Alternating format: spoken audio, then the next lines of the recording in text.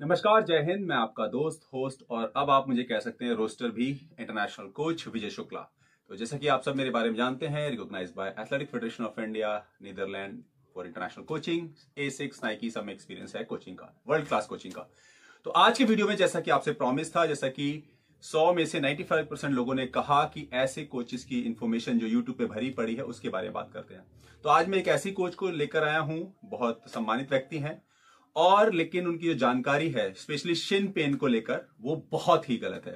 तो बगैर किसी टाइम को वेस्ट करे, अगर आप इस चैनल पर नए हैं तो आपसे रिक्वेस्ट करूंगा चैनल को सब्सक्राइब करें। अगर आपने ऑलरेडी सब्सक्राइब करा हुआ है तो इस लोगो को अगर आप पहचानते हैं तो कमेंट करके बताएं कि ये कौन सी कंपनी का लोगो है।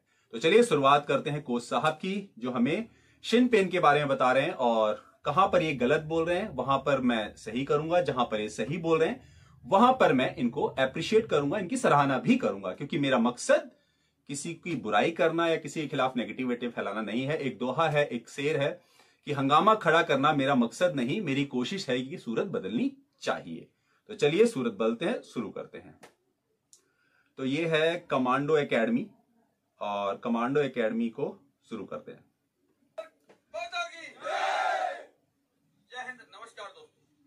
बहुत सारे बच्चे जो रनिंग करते हैं या आर्मी की तैयारी करते हैं, उनमें से ज्यादातर बच्चों की जो प्रॉब्लम होती है वो होती है सीन पेन की।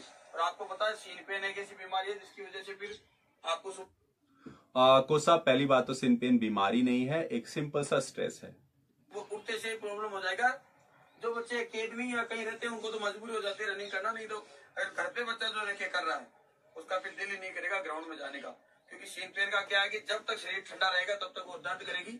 जैसे आप ग्राउंड में 100 मीटर रनिंग कर लोगे आपका सीन पेन का दर्द गायब हो जाएगा।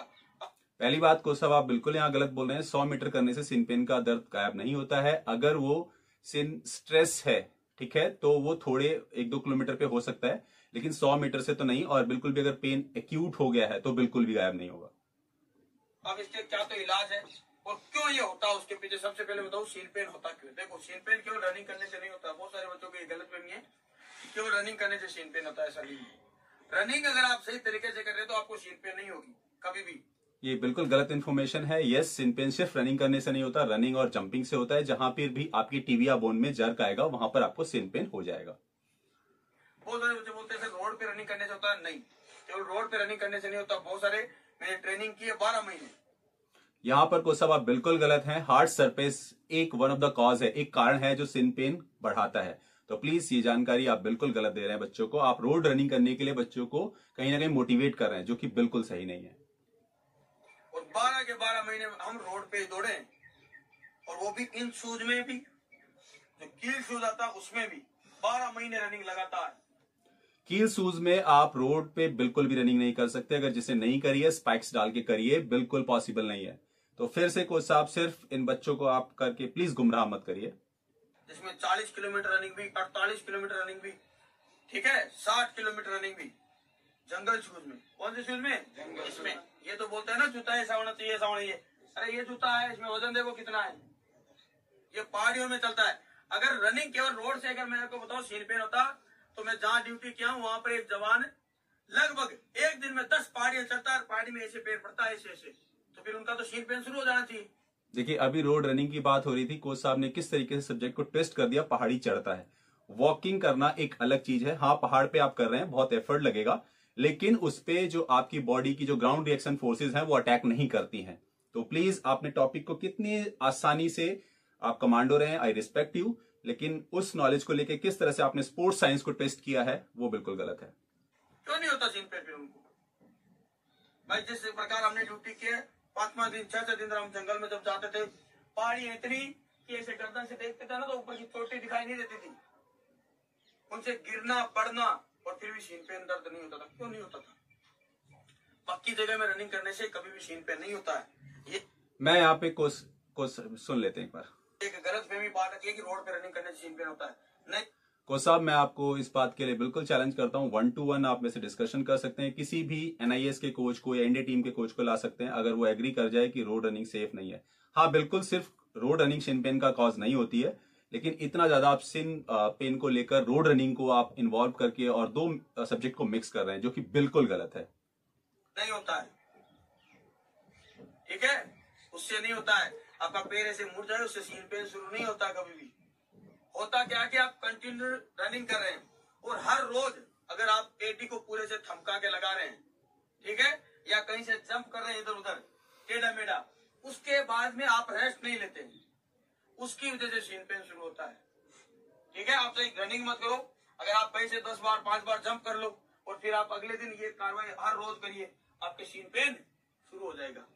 दूसरी बात, सीन पेन का कोई बहुत बड़ा नुकसान नहीं है, तो डरने वाली बात नहीं है। हमने जब हम ट्रेनिंग करते थे 4-4 5 महीने तक सीन पेन दर्द किया। सर्दियों में ये ज्यादा होता है, गर्मी के मुकाबले सर्दियों में ज्यादा होता है।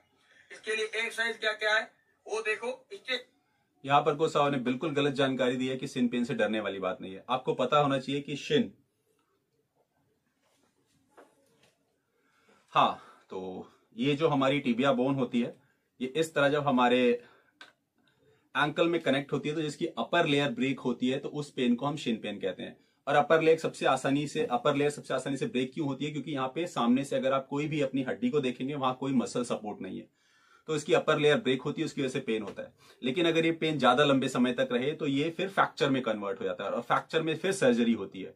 तो प्लीज ऐसा मत बोलिए कि सिन पेन है तो कोई डरने वाली बात नहीं है। उस पेन को बिल्कुल आपको सीरियस लेने की जरूरत है। आपकी लाइफ का सवाल है, आपकी लाइफ को कहां से कहां ले जा सकती है, उस चीज का सवाल है। तो प्लीज आप मिसगाइड ना करें, ऐसा पॉसिबल नहीं है बिल्कुल भी। स्ट्रेचिंग की बहुत सारी एक्सरसाइजेज जो आप इस सीन पेन के लिए कर सकते हो। पहली एक्सरसाइज, जिनके भी सीन पेन दर्द है वो रनिंग करने से पहले इस प्रकार से पैरों को दोनों को ऐसे करके और इस प्रकार से, ठीक है, पीछे वाले पैर में खम और ऐसे आगे, ठीक है, इससे आपकी जो भी नसों में खिंचाव नहीं होगा। दूसरी बात, पैर को ऐसे निकालिए पूरा, पंजा ऐसे नीचे राउंड। ये चीजें सीन पेन खत्म नहीं करेगी, ये होने नहीं देगी। अगर आप अच्छे से स्ट्रेचिंग करोगे तो आपका सीन पेन शुरू ही नहीं होगा। और एक बार शुरू हो जाता तो आप ऐसा करिए, या तो अगर आपके पास समय है तो 4 से 5 दिन रेस्ट ले लीजिए, ठीक है। रेस्ट के बिना सीन पेन ठीक नहीं होता है। ये एक्सरसाइज करिए। इसके अलावा स्ट्रेचिंग की यहाँ पर कोच साहब ने आपको 2 एक्सरसाइज बताई हैं। एक जिसमें वो पहले पैर सीधा रख रहे हैं, उसमें वो सिर्फ हैमस्ट्रिंग स्ट्रेच कर रहे हैं। हाँ, उन्होंने टो बॉक्स को पकड़ के ऊपर खींचा है, उससे सिर्फ काफ स्ट्रेच होगा। लेकिन डायरेक्टली मैं 2 स्पोर्ट्स के जर्नल नीचे डिस्क्रिप्शन में डाल रहा हूं, आप लोगों जर्नल पढ़ लीजिए, जो कि स्टडीज है, रिसर्चेज है। उसमें कहीं भी 2 एक्सरसाइज डायरेक्टली कहीं भी हेल्प नहीं करती। एंकल रोटेशन, जो कि एंकल की मोबिलिटी के लिए है, इनडायरेक्टली वो आपके शिन से कनेक्टेड, बोन के साथ कनेक्टेड है, डायरेक्टली कनेक्टेड है, लेकिन मसल्स को वो हेल्प नहीं कर रही है। तो ये दोनों एक्सरसाइज का डायरेक्टली कोई इंपैक्ट नहीं है। बिल्कुल फिर से आपने मिसगाइड किया है, और आई रिपीट, आपने मिसगाइड किया है। और बहुत सारी एक्सरसाइज, उससे पहले एक चीज बता दूं, आप क्या करिए, बहुत सारे आपको आइडिया देते हैं कि बर्फ से सिकाई कर लो। कभी भी सीन पेन की बर्फ से सिकाई नहीं करनी है। बर्फ से 90% किसी की भी सिकाई नहीं करनी है, क्योंकि बर्फ से सिकाई करने से आपकी सीन पेन का दर्द कभी गायब नहीं होगा। अगर सिकाई करनी है, गर्म पानी लीजिए, उसमें नमक डालिए और नमक के साथ उसको गर्म करिए, ठीक है। उसमें क्या करिए, पैरों को रख लीजिए अंदर। जितनी देर आप सह पाते हैं उतनी देर पैरों को अंदर रख। फिर से कोच साहब ने एक बहुत बड़ा झूठ बोल दिया कि 95% कोई हेल्प नहीं होती है। आपने देखा होगा, क्रिकेट का मैच हो, कोई भी मैच हो, जब एक्यूट इंजरी, जब इंजरी लगी है, चोट हुई है, 48 आवर्स 48 घंटे तक हम बर्फ लगाने की आपको सजेशन करते हैं। शिन पेन में बर्फ, जो राइस का जो एक पार्ट है, वो बहुत हेल्पफुल है। और कोच साहब अपना ये ज्ञान निकाल के लाए कि गर्म पानी में नमक डाल ले, तो गर्म पानी में नमक डालने, कोच साहब अगर ये आयुर्वेदिक है तो मैं चरक संहिता, जो कि आयुर्वेद का शास्त्र है, उसका भी लिंक नीचे डाल दे रहा हूं। और जो बच्चे पढ़ना चाहते हैं, आप लोगों के लिए भी डाल दे रहा हूं कि आप वहां पढ़िए चरक संहिता में क्या कहीं ऐसा लिखा है, क्योंकि कुछ लोग कहेंगे आयुर्वेदिक नुस्खा है। तो आयुर्वेदिक नुस्खा कहां से आया? शास्त्रों से आया तो शास्त्र बताइए, अगर साइंस से आया तो फिर जर्नल बताइए, रिसर्च बताइए। लेकिन अगर नहीं आया तो फिर आप गलत जानकारी दे रहे हैं, मिसगाइड कर रहे हैं। चलिए आगे बढ़ते हैं। लीजिए, बाहर निकालिए, फिर ये कार्रवाई 2 से 3 बार की। जब इससे क्या होगा कि आपकी जो हड्डी है पूरी बढ़िया से हो जाएगी। इसके बाद में आप सरसों का ऑयल लीजिए और बढ़िया से मालिश करिए। बहुत सारे बच्चे क्या करते हैं, इधर अभी कोसा में मसाज बता रहे हैं, अब मसाज को थोड़ा ध्यान से देखना। देखो, बहुत सारे बच्चे मालिश कैसे करते हैं, तो मालिश करते हैं ना, ऑयल लिया और ऐसे लगा दिया, इसको मालिश नहीं बोलते हैं। मालिश कैसे करते हैं, देखो, यहाँ सीन पेन में दर्द हो रहा है ना, सभी देखना बेटा, मालिश जब तक आपके हाथ से आग नहीं निकले ना, तब तक मालिश करना है और इस पे दबाव नहीं बनाना है। दूसरी, जिसके भी सीन पेन में दर्द है, कभी भी ऐसे चेक ना करना, कभी भी ऐसे चेक नहीं करना क्या होता है, बहुत सारे बच्चे खुद से ऐसे चेक करते हैं, वो दर्द करती है हड्डी। ऐसे चेक करने की जरूरत नहीं है, हमेशा मालिश करनी है। ऑयल लगाओ बढ़िया सा यहाँ पर और हाथ पर, और तब तक घर्षण करो। आपका सरसों का ऑयल आप अगर ऐसे 20 से 25 बार घर्षण कर लोगे, बढ़िया से गर्म हो गई ना, ये अभी इतनी सी देर में गर्म हो जाएगी आपकी हड्डी। गर्म होने के बाद में आप जो घर्षण करोगे वो फायदेमंद मालिश होती है, उसको बोलते हैं मालिश। ऑयल लगाने को मालिश नहीं बोलते हैं। फिर से कोच साहब एक गलत जानकारी दे रहे हैं कि शिन पेन पे आप दबा के चेक नहीं कर सकते। जब भी आप किसी फिजियो या ऑर्थो को विजिट करेंगे तो वो दबा के ही हल्का चेक करते हैं, क्योंकि पहले आपका एक्सरे या एमआरआई नहीं किया जा सकता। एक्सरे तो बिल्कुल नहीं करते वो लोग। दूसरी बात, कोच साहब ने कहा कि ऐसे रगड़ रगड़ के मालिश करनी है। आप जंगल में रह के बेयर गिल्स की तरह आग नहीं जला रहे हैं। जब भी कोच साहब मालिश करी जाती है तो साइंस के अकॉर्डिंग जो डायसोलिक ब्लड प्रेशर है, डायसोलिक मतलब जो दोबारा दिल की तरफ आ रहा है, उस डायरेक्शन में करी जाती है। तो ऊपर नीचे मालिश करने का तरीका बिल्कुल सही नहीं है स्टडी के अकॉर्डिंग। तो प्लीज फिर से कोच साहब, गलत जानकारी, नॉट गुड। ठीक है, इसके अलावा आप स्ट्रेचिंग के लिए ये एक्सरसाइज कर सकते हैं। पीछे से फोल्ड, आगे से पैर को आगे पीछे पूरा। ये रनिंग से पहले जितनी भी आप स्ट्रेचिंग, कोच साहब ने कहा पीछे पैर ले आके जो एंकल रोटेशन कर रहे हैं। कोच साहब, आपकी जानकारी के अनुसार national institute of sports science India जो है, जो कि हमारा INS है, NIS है, NIS ने पीछे आके रोटेशन को ऑलरेडी बैन कर दिया है, क्योंकि उससे एंकल पे इंपैक्ट आता है। तो वो एक्सरसाइज बिल्कुल गलत है। हाँ, आपने आगे लाके जो फ्लेक्शन, डोर्सी फ्लेक्शन वाली एक्सरसाइज बताई है ऊपर नीचे, वो थोड़ा सा हेल्पफुल होती है।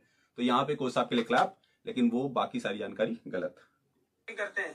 ठीक है, जंपिंग करते हैं, जो भी एक्सरसाइज करते हैं उनमें कर सकते हैं। सीन पेन खत्म करने का तरीका ये, 3 से 4 दिन रेस्ट करिए।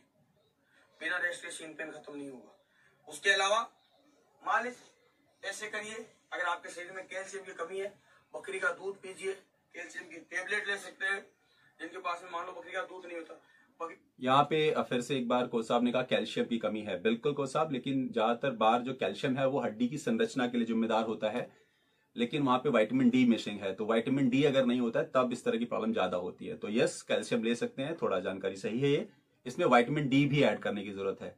और यस, कोच साहब ने जो कहा मालिश करिए, बिल्कुल गलत तरीका है। तो इसी के साथ मैं बिल्कुल रिस्पेक्ट करता हूं आपकी। आपने बहुत बच्चों की हेल्प करी है, बहुत बच्चों को आर्मी तक पहुंचाया है, लेकिन आपने यहाँ पर बहुत सारी, या फिर मैं बोलूं 90% इन्फॉर्मेशन गलत ही दी है। तो दोस्तों, इन एक्सरसाइज को आप बिल्कुल ना करें। अगर आपको शिन पेन है, अगर वो माइनर लेवल पे है, 2-3 दिन में अगर वो आइस, काफ की स्ट्रेंथनिंग और एलिवेशन से नहीं जाता है, तो आप एक डॉक्टर को विजिट करें, एक फिजियोथेरेपिस्ट को विजिट करें, और अपने शिन पेन को शिन फ्रैक्चर में, या जब स्ट्रेस फ्रैक्चर बोलते हैं उसमें कन्वर्ट ना होने दे।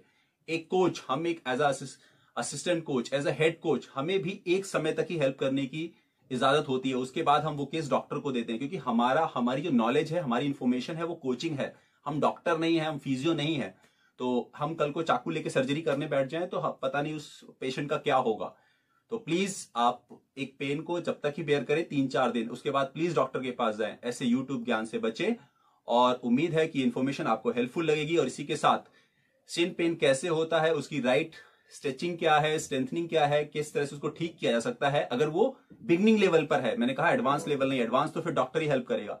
उसका वीडियो भी लेकर आएंगे, क्योंकि इस सीरीज में हमारा मकसद सिर्फ हंगामा खड़ा करना नहीं है। हमारा मकसद है कि ये सूरत बदले, आप लोगों की हेल्प हो। तो इसी के साथ जब तक नया वीडियो आता है, धन्यवाद, टेक केयर, कीप रनिंग।